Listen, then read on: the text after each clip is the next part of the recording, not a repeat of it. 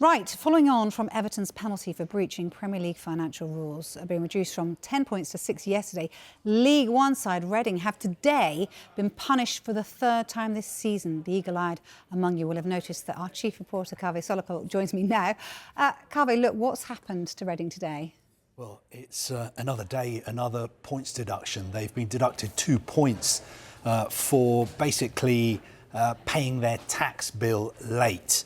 And this means that this is their third points deduction this season. They've been deducted a total of 6 points. Previously, they were deducted 3 and then 1 point for failing to pay their players on time. And this also means that they've been deducted points in each of the past 3 seasons, a total of 18 points over the last 3 seasons. And it could actually get worse because they also have a suspended 2-point deduction hanging over them. If they are late paying their tax bill again, that could be triggered. And also there is the matter of the 3-point suspended punishment they got when their fans disrupted the game against Port Vale, protesting against their owner. Now, what this means for the League One table, and remember, Reading were only in League One because they were deducted 6 points last season in the Championship. If they hadn't been deducted those 6 points, they would be a Championship club. But what it means for the league table this evening is that Reading go down to 19th place and they're just 3 points clear of the relegation zone at the moment. And on Saturday, they are travelling to Carlisle for a very important game. That is a 600-mile round trip. It's far, I've been there. 10-hour round trip in a coach. They're taking 1,300 fans.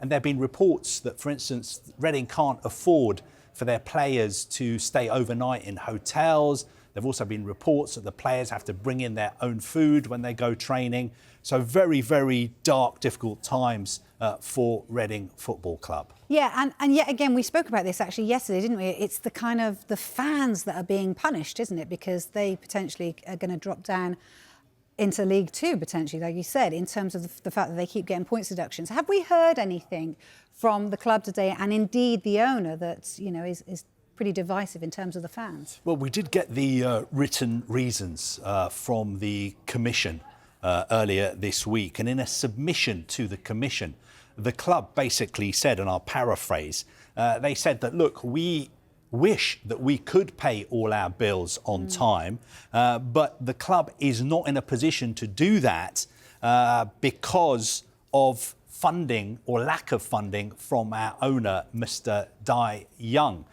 Now, the big picture here is that what are Reading being punished for? They're being punished for paying their players late, paying their tax bill late. Who is responsible for that?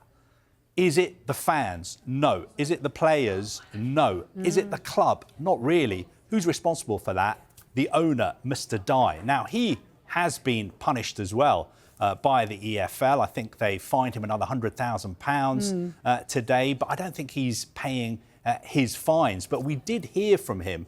If you look at the written reasons, he did write a letter to the Commission, and in that letter he said, my position has not changed and I'm unfortunately still not able to fund the deposit account due to financial and cash flow issues. Now, the deposit account that he refers to there, the EFL have said to him, you must put 125% of the monthly wage bill at Reading into a deposit account so that we can guarantee that people get paid. And repeatedly, he has not done that.